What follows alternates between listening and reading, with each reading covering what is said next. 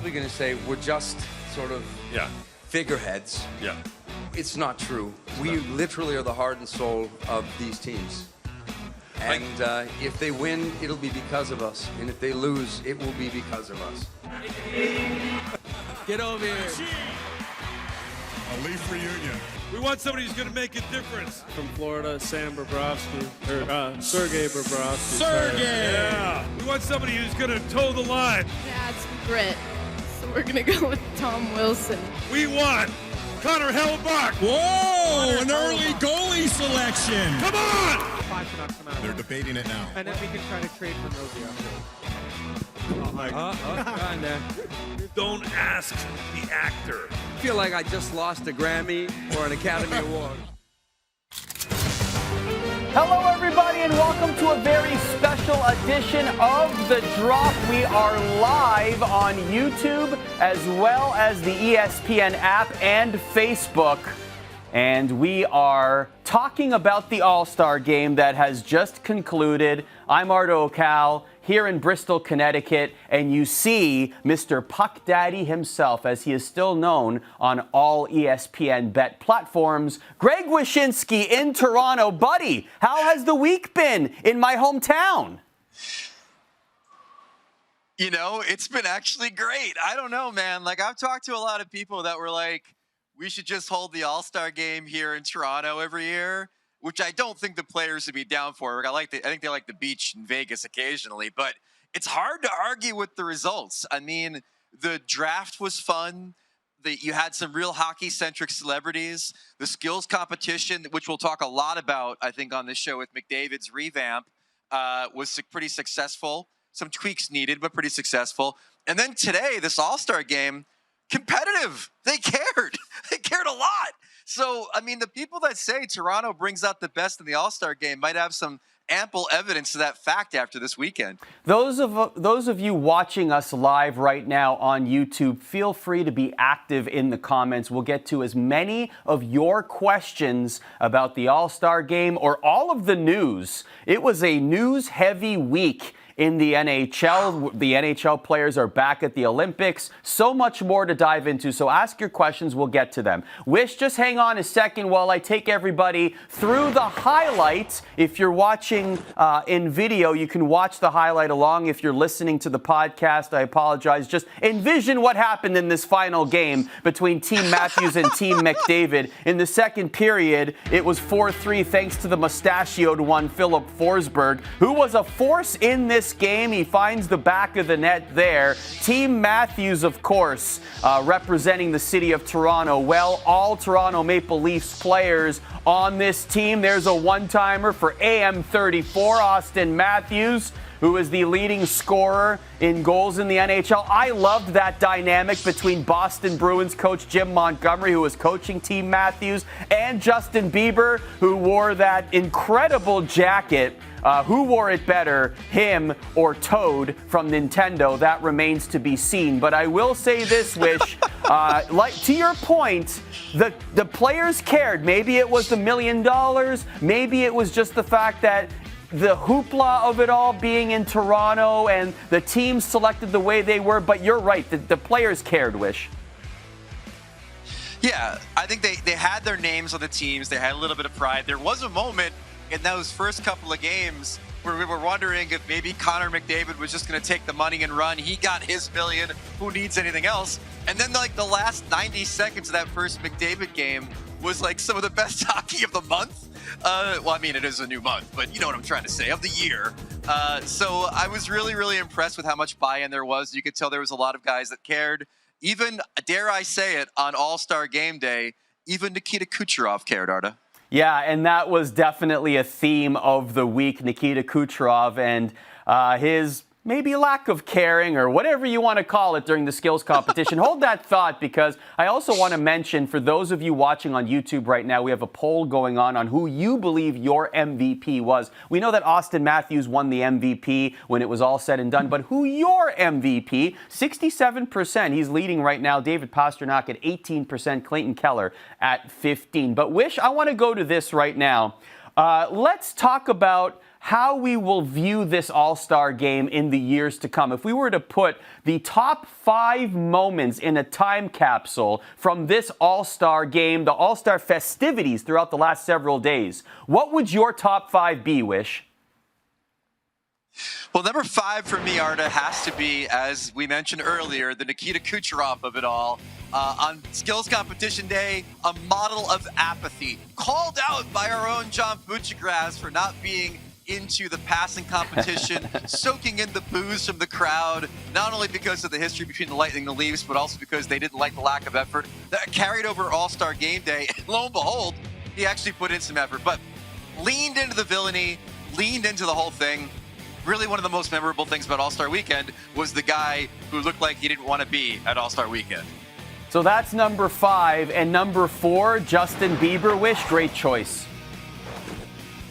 Dude, dreams do come true for young puckheads. Justin Bieber was obviously a captain of Team Matthews. He was the biggest celebrity here at All-Star Weekend, caused a stir wherever he went or whatever he wore. But at the heart of it, Arda, at the heart of it, it was the chance for Justin Bieber to take warm-ups with his team at the All-Star game.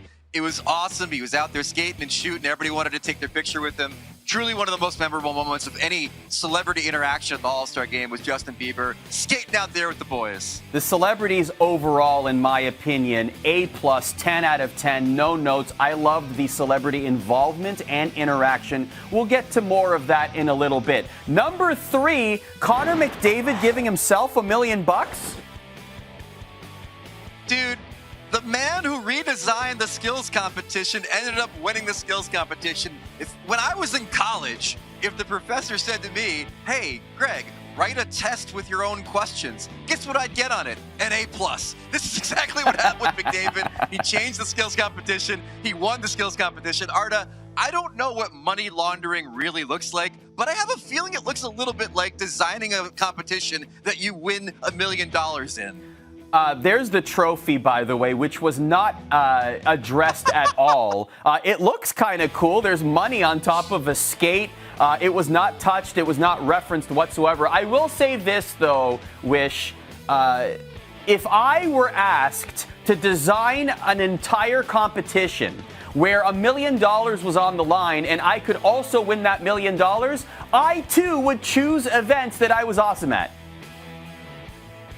Absolutely. And also the thing about that trophy, like ridicule it all you want, it passes the basic trophy test, Arda, of can you drink out of it? That's more than we can say for the World Cup trophy they had in 2016. I like this trophy. I think it's great. Also because it had American money in it, which is even better. So number 2, going back to our celebrity captains, Will Arnett and Michael Buble, Justin Bieber, Tate McRae, great casting.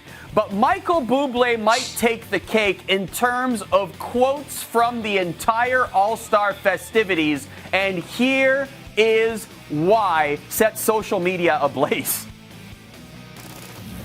My buddy told me this is just a microdose of mushrooms, and he was lying. So I'll be honest, I thought I was in Blades of Glory for most of the time that I was out there until it sort of settled down, and then I realized, holy shit, I am at the NHL All-Star game. I love it, Wish. You know, Arda, they got rid of the NHL All-Star Fantasy Draft because they didn't like the players drinking, and they bought it back only to have the celebrity captains on mushrooms. Like, it was a big miscalculation on their part. But dude, his reputation as one of the coolest people involved in hockey is cemented. By the way, shout out to celebrity captain Tate McRae, probably my favorite all-star musical performance since The Hives in Atlanta. That's how far we have to go back, Arda. Yeah, Tate McRae, like I said, all the celebrities did. Will Arnett was great during interviews. Tate McRae in the performances. Justin Bieber, Kid in a Candy Store. And Michael Buble, of course, with all of the quotes. And he loved it, too. I mean, he was making hockey jokes. He was making jokes that the hockey world would appreciate. Of course, I would expect nothing less from a co-owner of a WHL team, the Vancouver Giants. He certainly loves his hockey. But we get to number 1, Greg Wyshynski, and it's all about the players. It is. I mean, like, what do we always say about the All-Star game, folks? We say the players don't care. The players don't want to be there. And, you know, some of them, like, there's more than one Kucherov every year at the All-Star game, right? This year, for whatever reason, they cared a lot. They were engaged during the draft. They definitely cared during the revamped skills competition, where that limited field made the competition feel more real and more intense. And they certainly cared during the All-Star game 3-on-3 tournament. Much to our surprise, those games got really intense. There was defense played. Still no hitting, but defense played. There was a lot on the line beyond pride. And I got to tell you, if I tuned in to watch a bunch of people going through the motions, I would be shocked to find out how good the competition actually was. I'm as cynical as anybody. I really enjoyed this competition today at the All-Star game. The All-Star festivities are always fun, and it's also off the ice that hockey fans get to experience things they don't normally get to see during the normal course of a week or watching the NHL on television, including the Fan Fest, which is always a great time, and there's always a lot to see. Our own Greg Wyshynski had a chance to check it out. Here is his report. I'm at the NHL Fan Fest, which is its usual orgy of SponCon and fun skills competitions for the kids to play. So I'm going to present to you now the top 5 coolest things that I saw at the 2024 NHL All-Star Fan Fest. Number 1, this thing from Home Grounds. It's a shooting competition, and it's one of the cooler things I've ever seen here. So it's your whole, like, Sidney Crosby grew up shooting stuff in a dryer type situation. In fact, you have shot number 1, the dryer. Shot number 2, laundry basket. Shot number 3, the hot water heater, which you probably don't want to hit too hard because they cost a lot to replace. Shot number 4, I don't know, the floor, I guess. And shot number 5, a snowboard in the back. Please do not hit the bubble hockey game. Very cool of the Hockey Hall of Fame to bring the Stanley Cup here so the people of Toronto can finally get close to it. All right, number 2. It's an engraving thing. You get your name etched on something. In fact, you get your name etched on these things. It's like keychains and bracelets and all sorts of things. That being said, I really thought that you could get your name etched on one of these fake Stanley Cups, which would have been pretty cool. And in fact, a little piece of free advice for the NHL, let people put their names on the Stanley Cup. You'd sell 1 million of them. Number 3 is this truly seltzer thing. It doesn't really have a lot to do with hockey, but it's pretty dope. So you stand at this thing and it takes your picture and you pick your background and whatever, and you stand there and you look at the circle and the whole thing. And then eventually a can pops out of this conveyor belt with your picture on it. That's me on a can of Truly.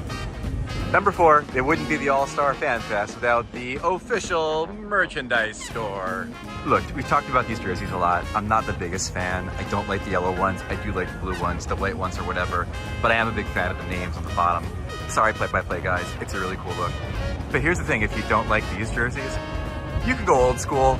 Look at this, Wales, Campbell, bringing me back to when I was like 10 years old, pretending that the All-Star game meant something, and all these guys actually hated each other instead of being friends and training with each other. Finally, number 5. You know what the All-Star game lacks usually? It lacks art, like real art, like the kind of art that stirs your soul. But not this All-Star game. This All-Star game has a giant Bauer hockey glove with a Cheeto being held in it, and the cheese gets all over the fingers. Ladies and gentlemen, that truly is an all-star experience. That Cheetos Bauer glove got a lot of play on social media. Speaking of merchandise, I got some thanks to the NHL and Biebs for putting the umlaut on my O there. Also the ESPN marketing department. Really appreciate it. Listen, Wish, let's talk about the winners, losers, so to speak, of the All-Star. We're going to play a game called Did This Work? And we're going to start with you. Pick something that worked from the All-Star game. The skills competition worked. You know, listen, I'm a huge fan of some of the goofy stuff. I covered the dunk tank last year. I covered the shootout on the Bellagio fountains. But the players weren't always into it, and I think it was time to reorient it back to hockey skills. And, you know, give credit to Connor McDavid, give credit to Steve Mayer from the NHL. What they came up with really engaged these guys. And again, I know not everybody is a huge fan of limiting the field to 12 players. It means your favorite player from your favorite team isn't in the skills competition. But as a television product and as an in-arena experience, the limited field had more investment in those players. We're following them through different events. And in the end, it really did make, I think, the skills competition work in a way that it hasn't in a long time. Agree 100% there. I'm going to add what worked for me, the celebrity involvement. I've said it previously a couple minutes ago. I really, look at Justin Bieber. You could tell this is a dream come true for him. He's been in previous events. I mean, the Chris Pronger photo is one of the most famous hockey photos ever, right? Him pinned up against the boards. Tate McRae with the performances, that was great. Will Arnett, he was charismatic and entertaining throughout the entire week. And then, of course, you got Michael Buble, who was making hockey bubble jokes, that the hockey fan would appreciate, and also the sound quotes, sound bites, etc. I thought the celebrities chosen was a home run, A+, and I want to see more of that because it's only positive for the world of hockey. Let's talk about what didn't work, Wish. What are you picking? Okay, we got the skills competition down. We're back at it. Everybody's involved. Everybody's invested. We got to maybe turn up the entertainment a little bit, okay? Maybe a little bit of pyro, maybe some glowing stuff. I'll give you 2 examples. One, they had the goalie competition, the one-on-one thing, which was awesome when the players picked the goalies they wanted to shoot against. They had 1-point pucks and 2-point pucks. Make the 2-point pucks a different color. It's just like the money ball and the 3-point competition in the NBA. And then the other thing was, you had to explain the events a little bit better. Here in the arena, during that obstacle course at the end, which was a lot of fun, we needed like a CGI run through to let us know what we were looking at. We didn't get it. No one really knew what was going on. A little bit more education and definitely more pyro. And I think we've really got ourselves a skills competition. So I'm going to add to the more pyro and just more theatrics in general. That's what I wanted from the draft. We didn't see any trades. We didn't see any drama. We really just saw the captains picking their buddies or their teammates. Now, maybe we should have seen that coming, hindsight being 2020. And you actually tweeted that you talked to Austin Matthews afterwards, and he was trying to orchestrate this incredible trade situation where Mitch Marner would have been picked by Team Hughes and there would have been conversations happening. That's the stuff that I wanted to see, Wish. And unfortunately, we didn't get enough of that in the draft specifically. Yeah, and I don't know if that's just not being hip to the rules or just trying to be overwhelmed by the moment. I talked to some people here at the All-Star game that said, look, the draft's great, and I think the players really like it. But again, you're still talking about putting them in a situation where they're talking and joking in front of 17,000 people on the ice. Maybe it's time for us to kind of just do this as a pre-taped event, edit it a little bit, allow them to be a little bit more relaxed in their own environment. I know you can't sell 17,000 tickets to that, but I do think that it might make them a little bit more engaged and willing to take chances on trades and things like that in the future. Yeah, I did like the final round, too, where we sort of circumvented the lone person. I'm the last pick, the Phil Kessel position, I suppose, from the last draft. As I alluded to earlier, there was a lot of hockey news that came out of this week.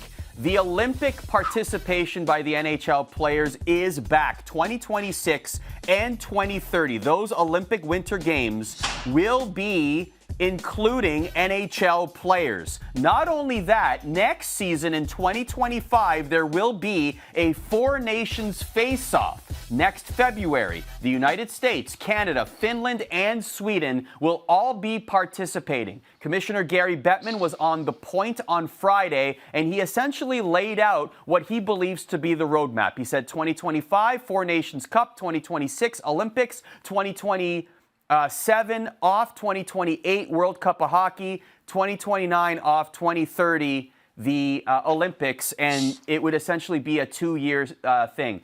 What was your reaction to the NHL players being back at the Olympics, Wish?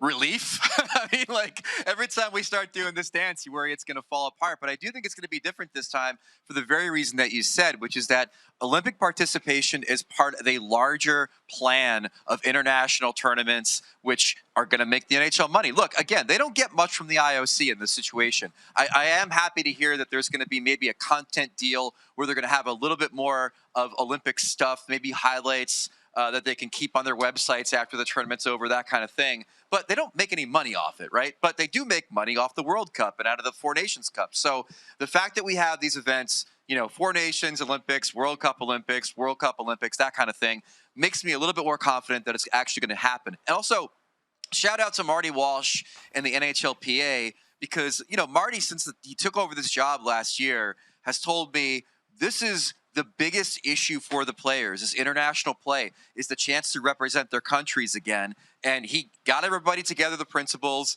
and he got, helped try to figure out how to get things paid for, the insurance, the travel, things of that nature. Shout out to the NHL for laying out this international calendar. The combination of those two things helped us get to that point over the weekend where we are now looking forward to a return to the Olympics in 2026, which is extraordinarily exciting as an American, Arda.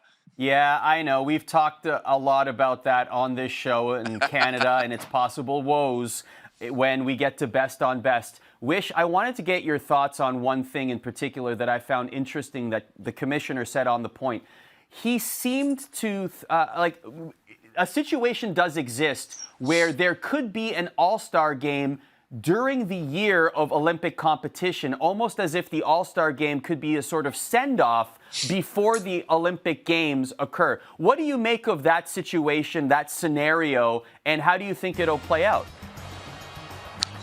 Well, it's actually what they tried to do before the Beijing Games, which the NHL, if you remember, didn't go to because of the COVID cancellations during the season. They wanted to do an All-Star Game, I think, in Vegas, and then have the players fly over to China after that. So it's kind of something they've wanted to do. Look, there are television partners that want to do All-Star Games. The NHL clearly likes to have these events for, revenue purposes and sponsors and everybody else. So, there's going to be an All-Star Game. I guess the year of the Olympics in 2026. We'll see if it happens. The players obviously have to agree to it, but that's the plan. Is none next year because we're going to take a year off for the Four Nations tournament, which will run in February, and then bring it back maybe as a fond farewell before they all ship out to Italy. Great reporting, as always, from Wish on site. He actually had a chance to speak with a lot of players during All-Star Week, and one of the hot topics of conversation.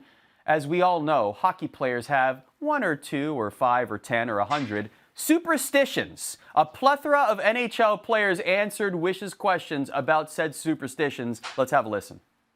On a scale of 1 to 10, how superstitious are you? Routine, I would call it. Probably like 7. 7? Yeah. Yeah? What is there one superstition that you have that you'd like to share? Yeah, I mean, there's so many. I like to wear the same socks, I guess, if we won or play well, I guess, something like that. So if you were ever the Oilers streak, that'd be kind of gross. Yeah. I'd have to watch them now. I'm not really superstitious. I like to just, go with the flow kind of and see what happens.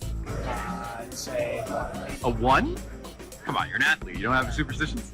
Trust my abilities. Makes sense. 8 to 9. Really? Pretty superstitious. Yeah. I got a lot of things that I do that are exactly the same. What's one of your day-to-day ones? I guess just the time I leave my house at for games. Just always at the same time. Love it. I don't like to use the word superstition, more routine. Probably 5. I have to put everything on my left side first, and my stick can't touch the ice after I tape it. Can't touch the ground after I tape it. But other than that, but I'm not crazy. If my stick touches the ground, I'm not going to go routine. And by that, you're a 5 then, because you won't go crazy if it happens, right? Okay. I'm right in the middle. If you went crazy, you'd be like a 6 or 7. Sure. Right. Anything over 5 is crazy. There you go. On a scale of 1 to 10, how superstitious are you? 5. I'll hit the middle. I think I don't know if I'm superstitious. It's kind of more routines, but I just do it all the time. So I don't know if it's superstition, but I'll say I'm between. That's what Petrano said. He said, "I'm not superstitious. It's just a routine." Yeah, just routine. They're different. Yeah. Isn't a routine just a superstition? Yeah, it's probably both. Yeah. I wouldn't say I'm too superstitious. I guess I have a lot of routines. I guess if the routines kicks in, probably 8, 9. But superstitious, I'm probably pretty low. I'm probably around a 4 there. This is the most fascinating thing because Hurdle and Petrano both told me it's not superstition, it's routine. Yeah, because if I don't have it, it's not like I'm breaking down because of it or something. I can change that as superstition or something that you just can't live without. So I guess it's more of a routine to get yourself in the right state. Finally, scale of 1 to 10, how superstitious are you? -2. You're a goalie, though. How's that possible? That's why. Maybe that's why I'm superstitious, because I'm not superstitious. Great stuff there, Wish. As I mentioned, there was a lot of hockey news this week. Let's dive into it, my friend. The LA Kings, Todd McLellan, they have parted ways. What did you make of the Kings and the timing of their head coaching change? A bit surprising, to be honest with you, that it happened over All-Star Weekend, but they are plummeting. They needed to do something. They've got a lot invested in this team, both financially and trying to, maximize the window to win with Anze Kopitar and Drew Doughty later in their careers. So a bit of maybe a panicky move, but one that clearly GM Rob Blakes feels is the thing that he needs to do to turn this team around. And remember, at the start of the season, we were talking about this team as possible cup favorites and the depth that they have, and they were off to a strong start, and then they're stumbling, and now this change. I mean, look at the Edmonton Oilers. It could certainly light that fire again to make the LA Kings a playoff team firmly once again. How about the fact that Sean Monahan, speaking of playoff teams, Wish, traded to the Winnipeg Jets? Your reaction? Yeah, Elias Lindholm goes to Vancouver. Sean Monahan goes to Winnipeg. Tumbleweeds on deadline day, Arda. I don't know what we're going to talk about, but yeah, no, it's a really good acquisition for the Jets. Obviously, after Lindholm went, they had to turn somewhere else. They were very much in on Lindholm before he went to Vancouver. So Monahan is a great backup plan. Obviously, a career resurrection with Montreal Canadiens. Rick Bowness told me he likes Monahan off the ice as a character guy, someone who fits really well into their locker room. Of course, please do remember why they needed a second-line center in Winnipeg, which is because they traded away Pierre-Luc Dubois to the Kings, who, of course, just fired their coach because of Pierre-Luc Dubois' lack of production. Yeah, that's quite the story there if you're following along and trying to connect the dots. I will also say there's nothing boring about Sean Monahan joining the Winnipeg Jets, who solidify their case as being a solid cup contender. Absolutely, the city of Winnipeg loving it. What's going on, Wish, between NHLPA Director Marty Walsh and the Arizona Coyotes? He went nuclear on the Arizona Coyotes. Walsh basically saying if there is not an arena plan by the end of the year that satisfies him, the Arizona Coyotes should relocate for next season. Obviously, everybody knows Salt Lake City, very desirous to have an NHL team. Commissioner Gary Bettman said they want an expansion team, won't even address the idea of relocation, but Walsh basically trashed the Coyotes for not talking to the PA, trashed them for the arena situation, calling it just a bad business in the way they're being run, and basically saying, those players deserve to play in an NHL arena, which, of course, Mullet Arena, where the Coyotes are playing for the foreseeable future, is not. Yeah, very crazy. I can't wait to see what happens because Gary Bettman, in his availability, the yearly All-Star availability, said, look, we are steadfast on staying in Arizona. We are confident that a solution will be found. But then you hear from the NHLPA side, we need a solution there very, very soon. And what's interesting is that, I think Utah wants an expansion team because, then you get an expansion draft, Arda. Look at the success for Vegas. Look at the success for Seattle. If you get the Coyotes, you get contracts. You get a lot of baggage. I think if you're Ryan Smith, the owner of the Utah Jazz, and you want to get an NHL team, of course you want an expansion team. You're more set up for success in the near term than if you get a relocated team. And also all the cities that were mentioned, by the way, Cincinnati and Omaha coming off the top rope in terms of teams that, cities that suddenly are in the expansion race. And of course, the $1 billion price tag doesn't hurt either, all the owners getting a cut of that. A couple things before we say goodbye here. The YouTube, Austin Matthews actually, with a really cool moment here. We're showing it right now for those watching. A happy birthday moment in partnership with the Make-A-Wish Foundation. Wish, this was cool. Yeah, Fanatics helped set it up with Make-A-Wish.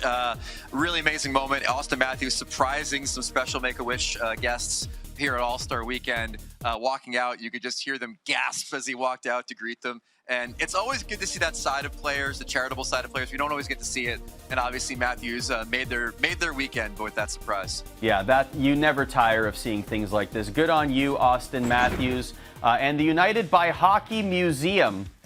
Wish, we made it, buddy. I made it, finally. Look at me. Wow. Can't believe it. Yeah, and you're on the side of it and you're inside of it too. It's awesome. Congratulations to you, man. That museum is great. It's going to be moving around the country. I think it's also going to be at Stadium Series. Very much worth everybody's time to check it out. But congratulations, man. This is huge. This is like me having a rest stop in New Jersey named after me, but a lot better. Yeah, thanks to Jeff Scott and everyone at the NHL for including me. I'm truly humbled and honored. I can't wait to see it at Stadium Series in a couple of weeks. Before we say goodbye, Wish, the YouTube comments are saying they botched the MVP. Was it Austin Matthews for you?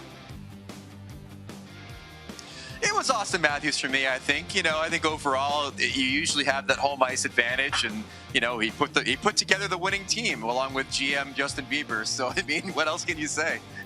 Absolutely. Thanks for watching us live here, whether you watched us live on YouTube or the ESPN app or Facebook. Whether you're listening to us wherever you get your podcasts, remember every Tuesday and Friday, that's when you'll get new editions of The Drop with myself and Greg Wyshynski. Thank you very much for checking us out. Hope you enjoyed the All-Star game. And we got a big slate of games coming up this week on the ESPN family of networks. We'll see you then.